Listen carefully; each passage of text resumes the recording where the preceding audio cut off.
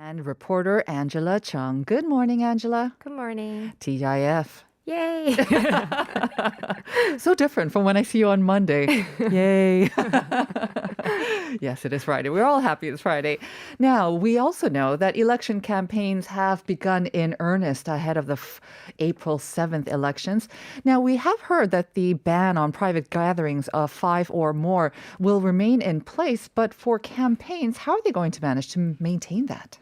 Right. The government said it's difficult to apply the ban on private gatherings of five or more for people working for election campaigns in the run up to the April 7th by election. The Central Disaster and Safety Countermeasure headquarters of the Ministry of Health and Welfare announced yesterday, quote unquote, although the government has put regulations on the private gatherings of five or more, we concluded when election candidates and the people working for the campaigns meet and greet the public, they shake hands and eat meals together. So it's challenging to consider it a gathering. Right. Now, this is not exactly the general election, but it is an election. And it's the second rather, since we had the outbreak of COVID-19. Last year, it was the National Assembly elections. I do remember many measures were put in place back then. Will they be similar for this time around? Right. On April 6th last year, in the run-up to the National Assembly election, Chung Eun-kyung, then director of Korea Centers for Disease Control, asked to avoid handshakes because handshakes are the least safe as it involves direct contact between hands. Fist bumps are also likely to spread the virus if one had some virus on his or her hands.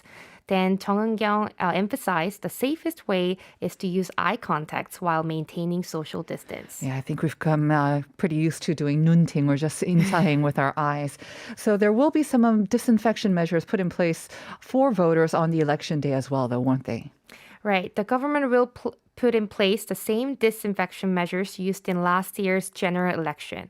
On the election day, voters must wear a face mask, maintain more than 1 meter of distance from others while waiting for their turn in the polling station. And upon entering the polling stations, voters must have their body temperature checked and use hand sanitizers and put on a pair of plastic gloves for their hygiene. I hope everyone will get out there and vote. Another sort of difference from the general elections last year, April 7th is not a holiday for those No. of people who are maybe wondering and hoping for it to be. It is not going to be a holiday. Let's move on to our next item. New traffic measures are going to be introduced for the urban downtown area. Tell us about this. So, starting from April 17th, the maximum permissible speed for cars on urban downtown areas across the nation will be adjusted downward from 60 kilometers per hour to 50 kilometers per hour, according to traffic accident mortality reduction measures, which is a measure jointly announced by the Ministry of Land, Infrastructure and Transport, the Ministry of Interior and Safety, and Korean National Police Agency. This means if you drive faster than 50 kilometers per hour, you will get a speeding ticket. And when the current traffic law is revised and enforced, drivers must bring their cars to a temporary halt if they see a pedestrian about to cross at the crosswalk. And this includes crosswalks without a traffic light. Right, especially dangerous when cars kind of make a hard right and they don't see the pedestrians. A lot of mortality accidents there. So this downward adjustment in the maximum speed on urban roads is part of the government's sort of bigger plan to reduce deaths from traffic accidents, right? Exactly. The government aims to reduce the number of deaths from traffic accidents annually from the current 3,000 to the 2,000 range by next year. These newly announced measures are actually a part of the government's Safety Speed 50/30 policy, which is a measure that's been put in place since 2018. And under the Safety Speed 50/30 policy, what this means is the maximum permissible speed for urban roads is 50 kilometers per hour, while the maximum permissible speed for roads in residential areas is 30 kilometers per hour. And how effective do they expect this lower or slower speed to be?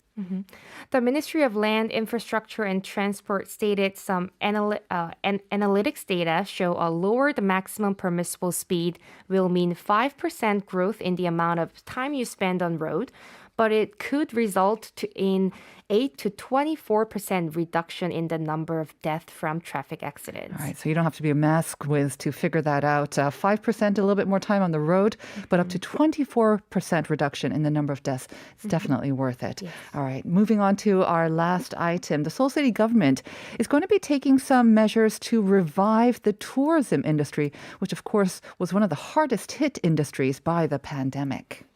The Seoul City government will put in 86 billion won to bring Korea's tourism and MICE industries to life, which have sustained a huge blow due to COVID-19. And here, MICE stands for Meeting, Incentive Tour, Convention, and Exhibition. The government plans to shift paradigms in tourism content in order to adapt to new tour conditions in the post-COVID-19 era. All right, sounds like a big plan. Can you break it down for us further? Sure. Under this plan, emergency support will be provided to revive the tourism industry. The government will help the tourism and MICE industries to prepare for recovery so they can enhance their ability to adapt to changes in new tour conditions. Lastly, the government will also help industries to make a new leap forward, thereby reclaiming the city's long-held title as global tourist city. So the government plans to give 2 million won for each 5,000 small business owners in tourism and MICE industries that meet certain conditions. Right. The capital of Korea was also a very popular destination for these MICE industries as well. So hopefully we can see a rebound in those travels after COVID-19. Now, there will be, of course, significant changes in the way that people do go on tours. And I guess one of the important factors, something that might carry on for some time, is this contact-free or contactless kind of tours. Right, I agree. The government is also going to develop content for tourism that will represent the city's charm and unique strong points by taking full advantage of newly emerged tourism keywords such as safety, local, contact-free, and digital.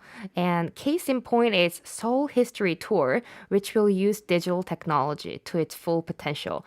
This program will enable tourists to have four-dimensional experiences, so the visitors can see digitally restored historic sites in Korea using virtual reality devices from Donimun, which is one of the historic city gates in Korea, to Seoul City Wall of Hanyang Dosong, which was named after Korea's old capital of Hanyang.